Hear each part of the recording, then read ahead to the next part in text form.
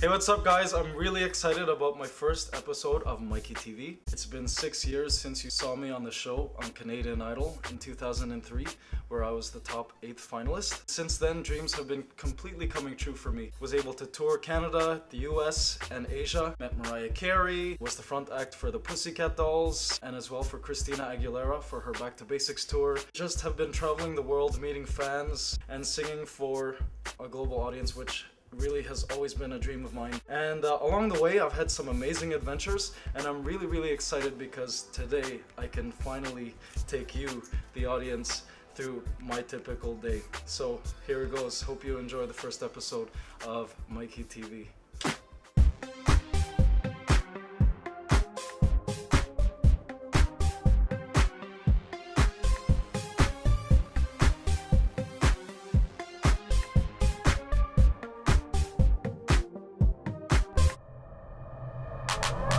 So, I just wanted to share some of the great and exciting things that I've been doing in my life and in my career over the years. Of course, there was the fantastic Canadian Idol experience, which to me was a great launching pad for my career, and it certainly gave me my first taste of showbiz on a grand scale.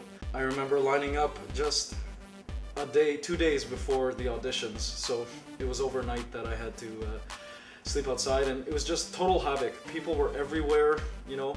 I believe it was 15,000 people who tried out that year. It was just a fantastic experience meeting everybody, and it pretty much took over my whole summer.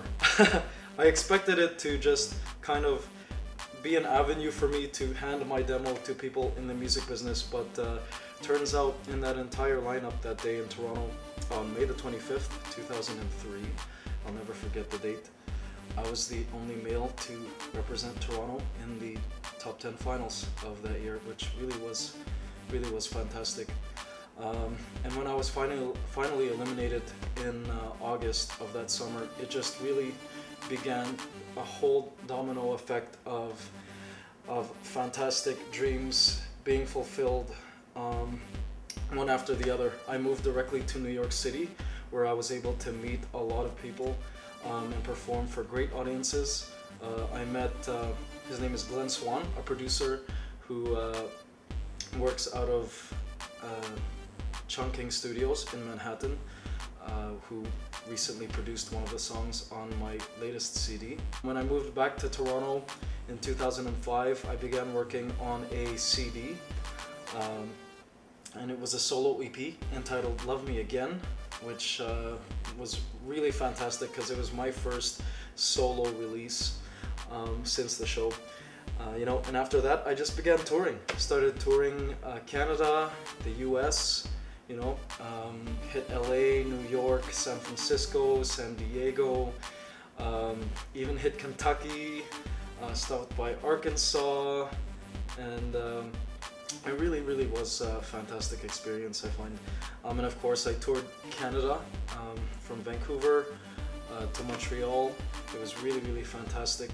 In 2006 I went over to the Philippines, which is where my parents are from. You know, I was born here, but going to the Philippines really gave me a new perspective on I guess my parents' homeland and my homeland, ultimately. I was able to perform on some hit shows that I had heard of, you know, from my parents growing up, you know, like Eat Bulaga. Mikey!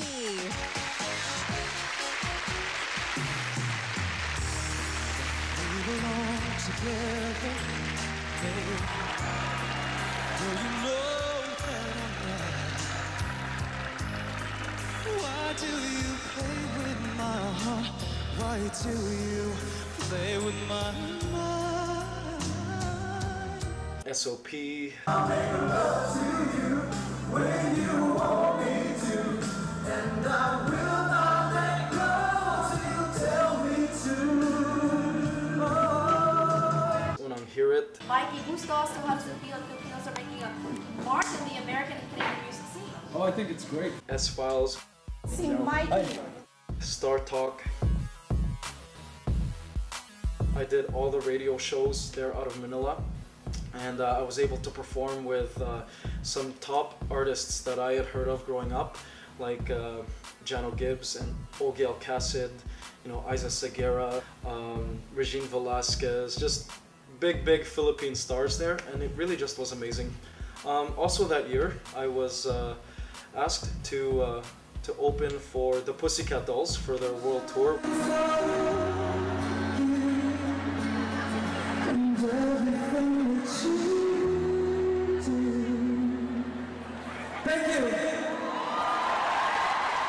I was able to share some drinks with them in the restaurant at the hotel. We stayed at the same hotel, and they were just a great group of girls. So hot. They had a lot of fun. You know, they just arrived and they were having cocktails already. So they really were a fun group of girls. Opening for the Pussycat Dolls was a huge experience. I had never seen a crowd so big and so loud in my life.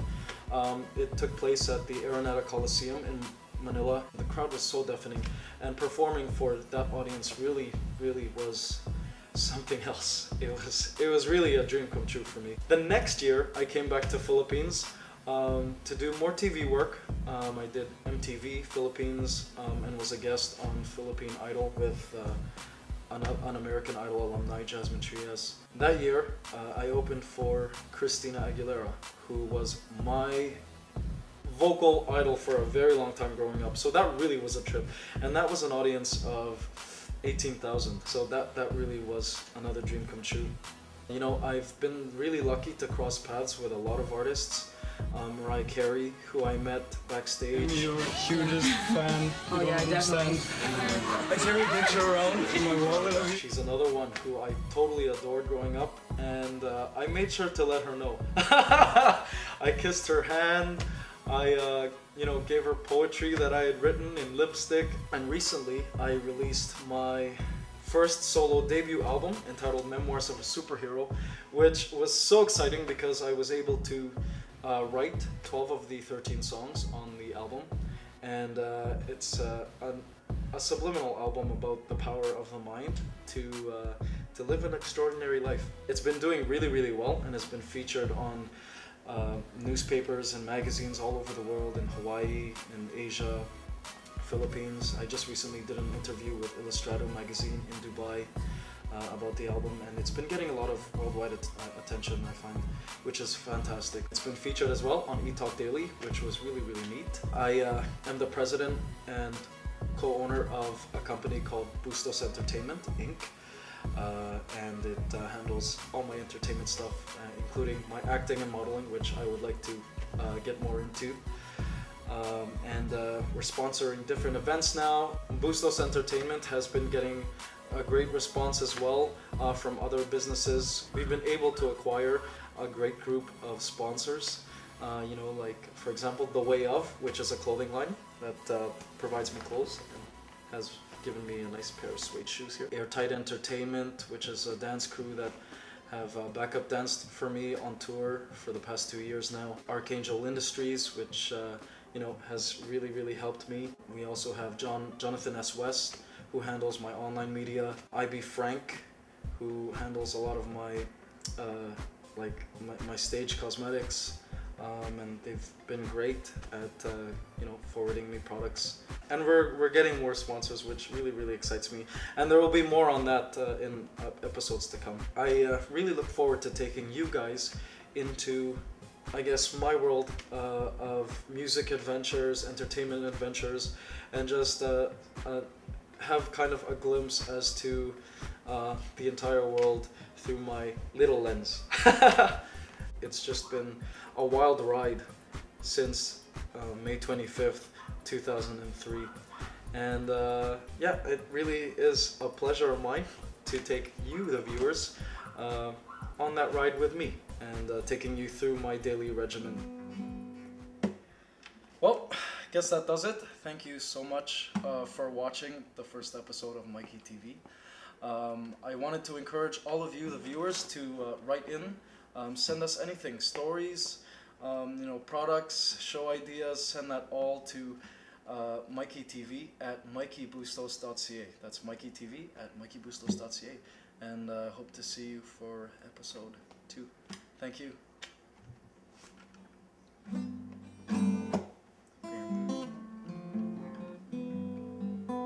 Oh, this guitar's so out of tune.